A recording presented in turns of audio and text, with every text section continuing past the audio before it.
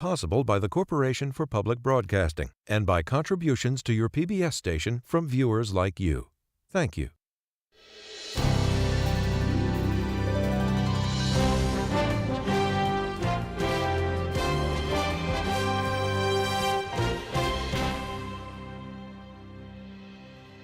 Good evening, and welcome to PBS News live coverage of President Biden's address to the nation. I'm Jeff Bennett. And I'm Amna Nawaz. With only 4 days remaining in Mr. Biden's presidency, the White House is billing tonight's Oval Office speech as a farewell address, a chance for the president to highlight his achievements and to affirm his legacy from 50 years of public service. And this will be the second time the president has spoken to the nation today. That's after announcing a ceasefire deal between Israel and Hamas. Our White House correspondent, Laura Barone Lopez, is at the White House.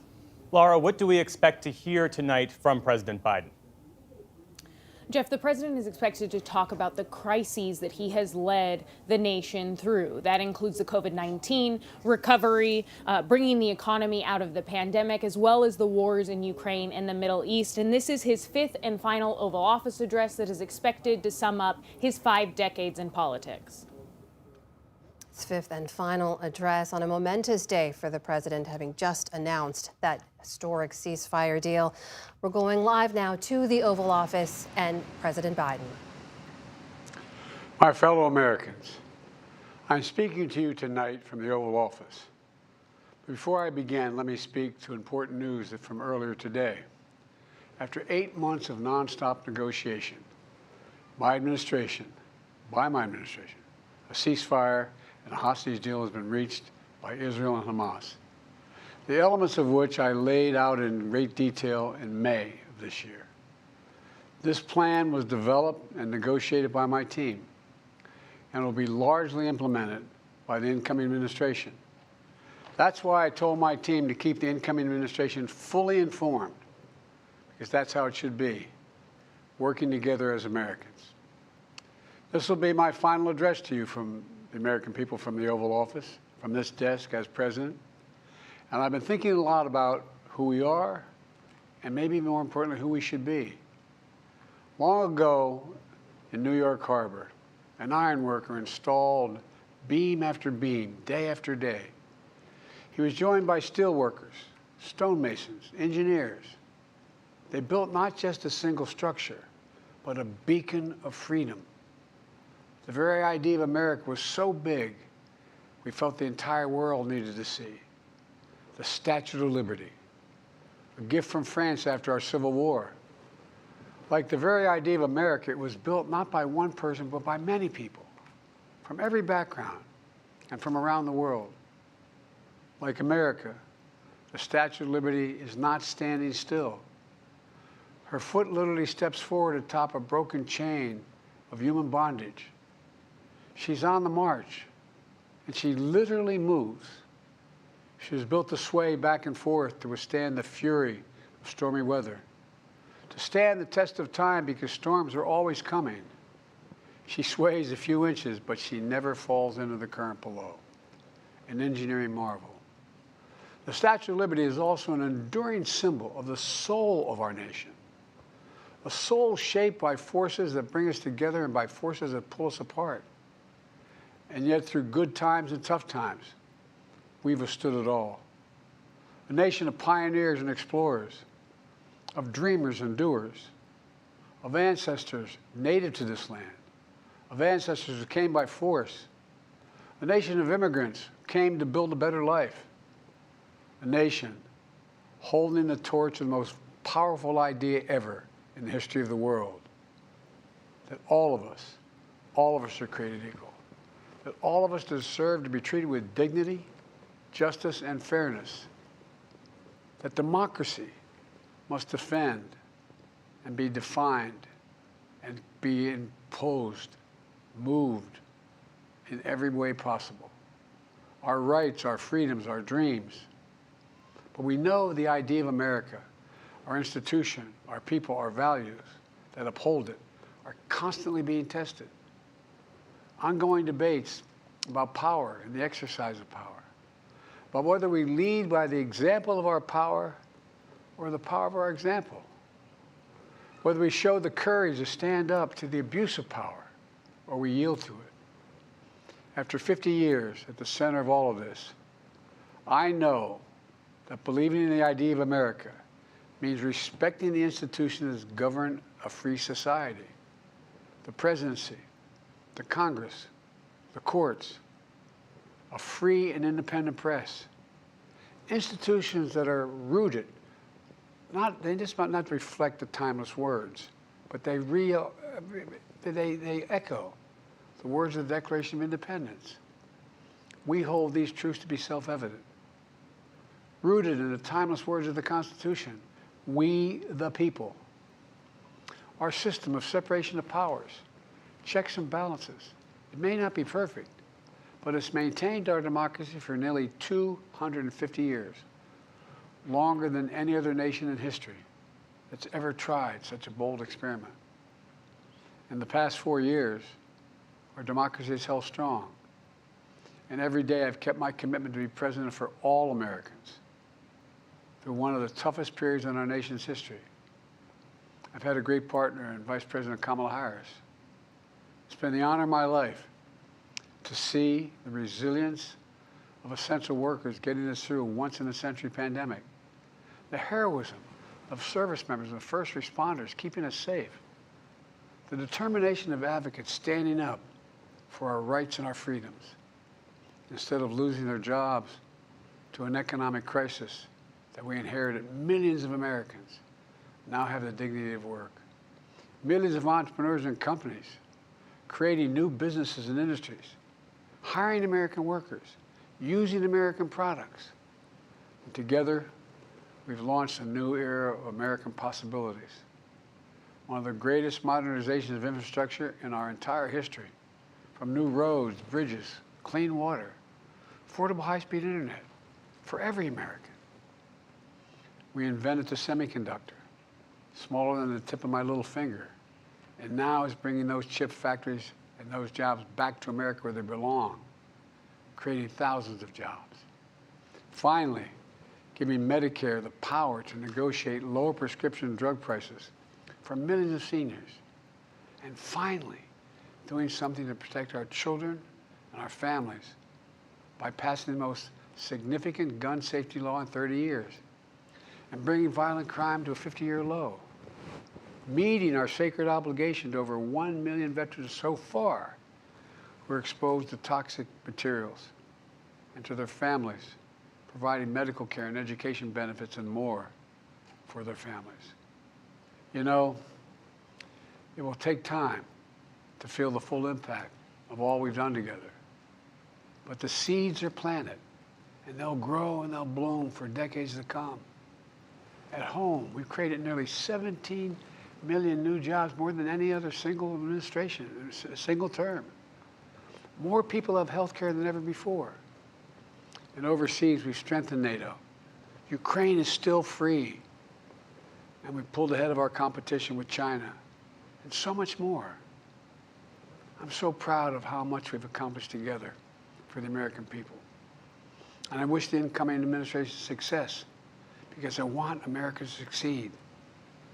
That's why I've upheld my duty to ensure a peaceful and orderly transition of power, to ensure we lead by the power of our example. I have no doubt that America is in a position to continue to succeed.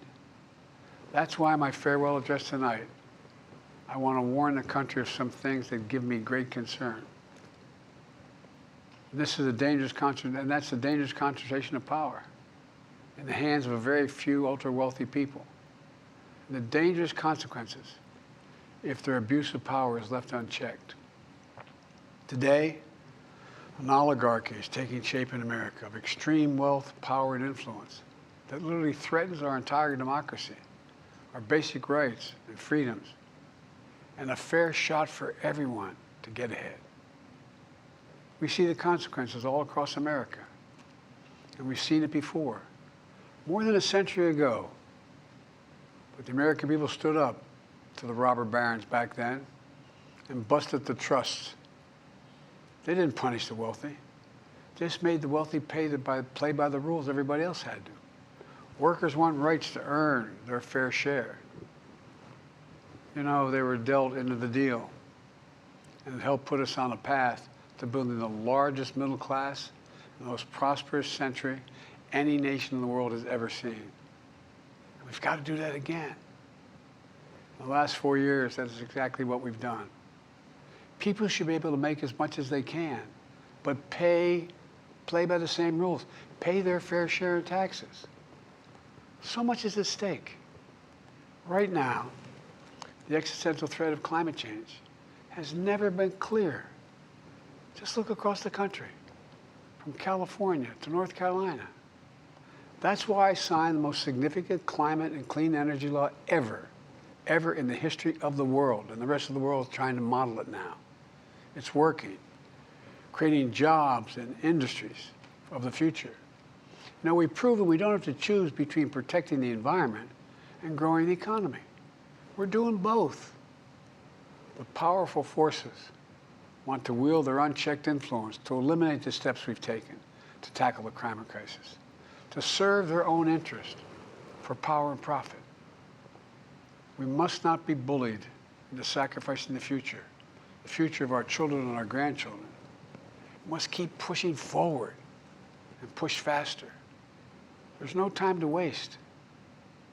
It's also clear that American leadership in technology is an unparalleled source of innovation that can transform lives.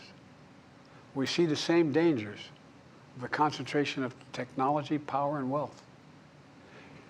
You know, his farewell address, President Eisenhower spoke of the dangers of the military-industrial complex. He warned us then about, and I quote, the potential for the disastrous rise of misplaced power, end of quote. 6 decades later, I'm equally concerned about the potential rise of a tech-industrial complex that could pose real dangers for our country as well.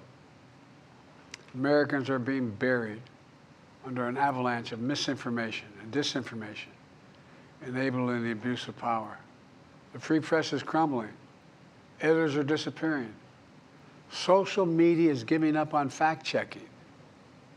The truth is smothered by lies told for power and for profit.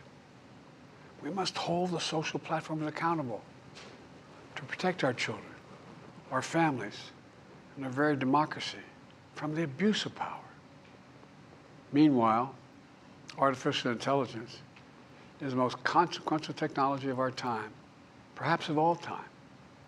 Nothing offers more profound possibilities and risks for our economy and our security, our society, for humanity.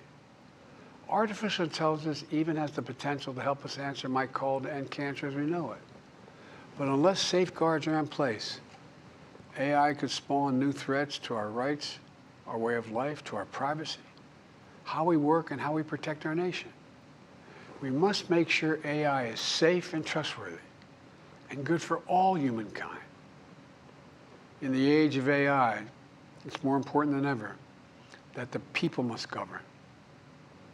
And as the land of liberty, America, not China, must lead the world in the development of AI. You know, in the years ahead, it's going to be up to the president, the presidency, the Congress, the courts, the free press, and the American people to confront these powerful forces. We must reform the tax code, not by giving the biggest tax cuts to billionaires, but by making them begin to pay their fair share. We need to get dark money. That's that hidden funding behind too many campaigns contributions. We need to get it out of our politics. We need to enact an 18-year time and term, for the strongest ethics reforms for our Supreme Court. We need to ban members of Congress from trading stock while they're in the Congress. We need to amend the Constitution to make clear that no president is immune from crimes that he or she commits while in office. The president's power is not limited. It's not absolute, and it shouldn't be. And in a democracy, there's another danger to the concentration of power and wealth. It erodes a sense of unity and common purpose. It causes distrust and division. Participating in our democracy becomes exhausting and even disillusioning. And people don't feel like they have a fair shot. We have to stay engaged in the process. I know it's frustrating. A fair shot is what makes America, America. Everyone's entitled to a fair shot, not a guarantee, but just a fair shot, an even playing field, going as far as your hard work and talent can take you. We can never lose that essential truth, remain who we are. I've always believed, and I've told other world leaders, America can be defined by one word: possibilities. Only in America do we believe anything is possible. Like a kid with a stutter from modest beginnings in Scranton, Pennsylvania, and Claremont, Delaware, sitting behind this desk in the Oval Office as President of the United States. That's the magic of America. It's all around us. Upstairs in the residence of the White House, I've walked by a painting of the Statue of Liberty I don't know how many times. In the painting, there are several workers climbing on the outstretched arm of the statue that holds the torch. It reminds me every day I pass it of the story and soul of our nation and the power of the American people. There's a story of a veteran. This is a veteran, the son of an immigrant, whose job was to climb that torch and polish the amber panes so rays of light could reach out as far as possible. He was known as the keeper of the flame. He once said of the Statue of Liberty, quote, "speaks a silent universal language, one of hope that anyone who seeks and speaks freedom can understand." Yes, we sway back and forth to withstand the fury of the storm, to stand the test of time. A constant struggle, a short distance between peril and possibility. But what I believe is the America of our dreams is always closer than we think. And it's up to us to make our dreams come true. Let me close by stating my gratitude to so many people, to the members of my administration, as well as public service and first responders across the country and around the world. Thank you for stepping up to serve.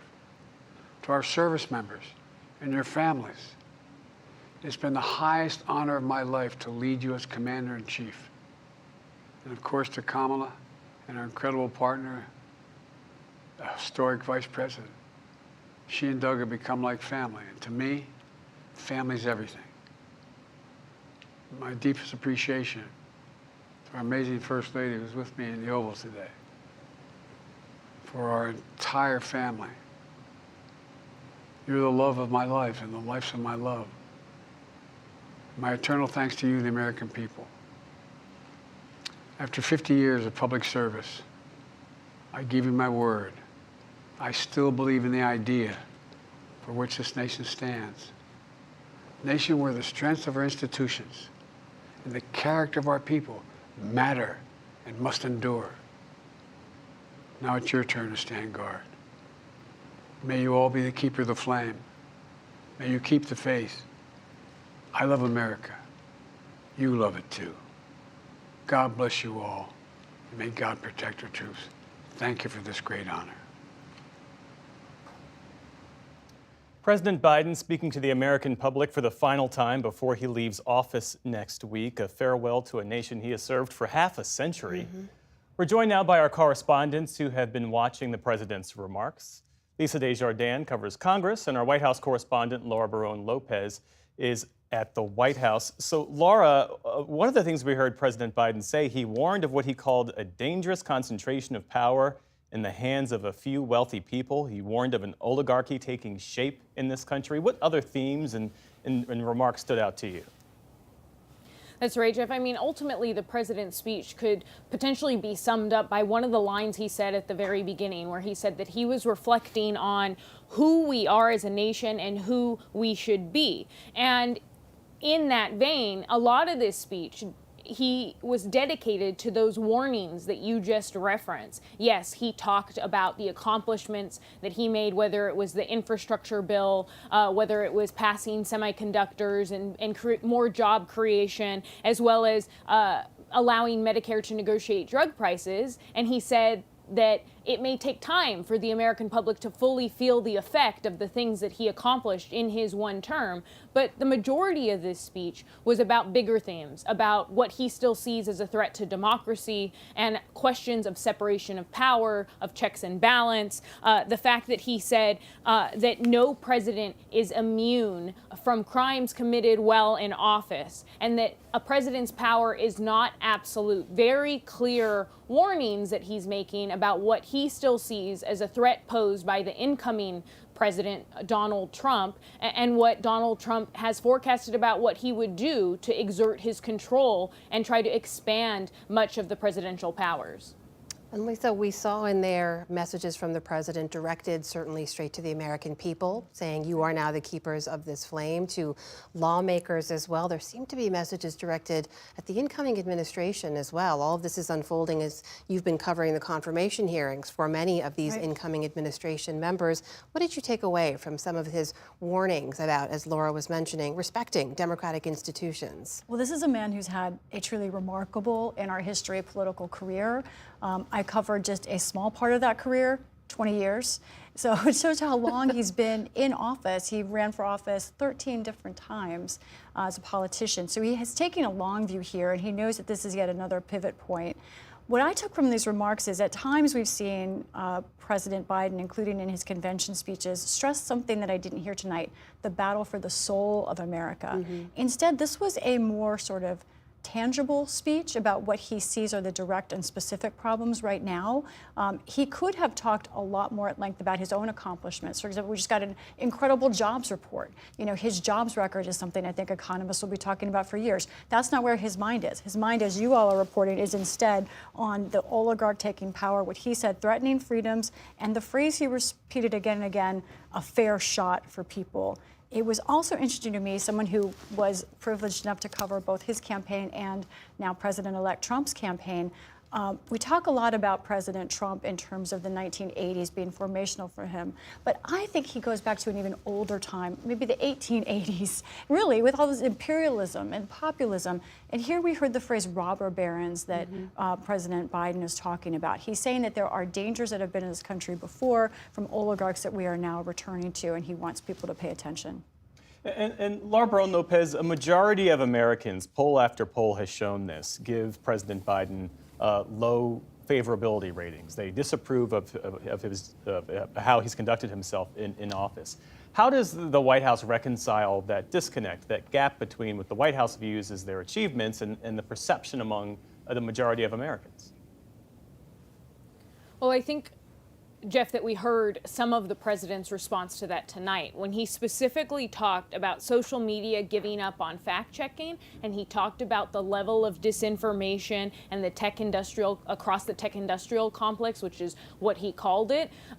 That is something that this White House, that Democrats, that aides inside the White House have vented a lot about throughout the presidency, which is essentially that they feel as though, despite the fact that President Biden did a lot to bring the country back from the COVID-19 pandemic, despite statistics and data showing that the economy is rebounding, that they feel as though he hasn't gotten credit for that, or the job creation as a result of the infrastructure bill and new climate change actions that he's implemented. And so they ultimately have blamed some of that on this new information environment that the country is in, on lies spread easily across social media, and the responsibility that this president believes the people in charge of those social media companies have in trying to make sure that facts are what reach the public and not lies and disinformation. Also, a lot of White House aides have often said what the president said tonight, which is that, again, they think that ultimately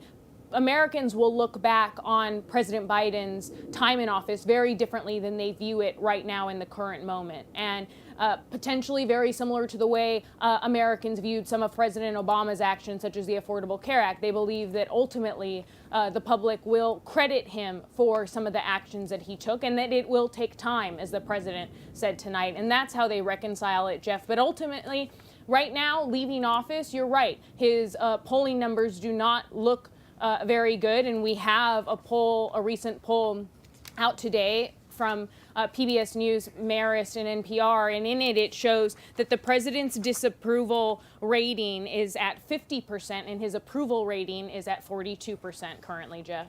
Lisa, meanwhile, we know he's been leading the nation for 4 years. He's also been leading his party. Right. What do your Democratic sources tell you about this moment? I have been texting with a lot of Democrats, elected lawmakers at the Capitol. I can't find one yet who was watching this speech. And in fact, as we talk now, as he talks about the future of the country, what are Democrats doing? A number of them are at Democratic National Committee headquarters for a forum for the candidates who want to lead the party. So Biden is talking about his legacy, but the party is moving on to someone else.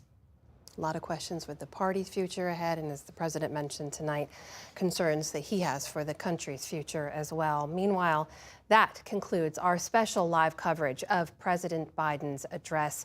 Our thanks to Lisa and Laura for their insights tonight. Thanks to you for joining us. I'm Amna Nawaz. And I'm Jeff Bennett. We'll have much more on the News Hour tomorrow night. Right now, we return you to your regularly scheduled PBS programs.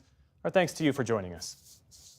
This program was made possible by the Corporation for Public Broadcasting and by contributions to your PBS station from viewers like you. Thank you.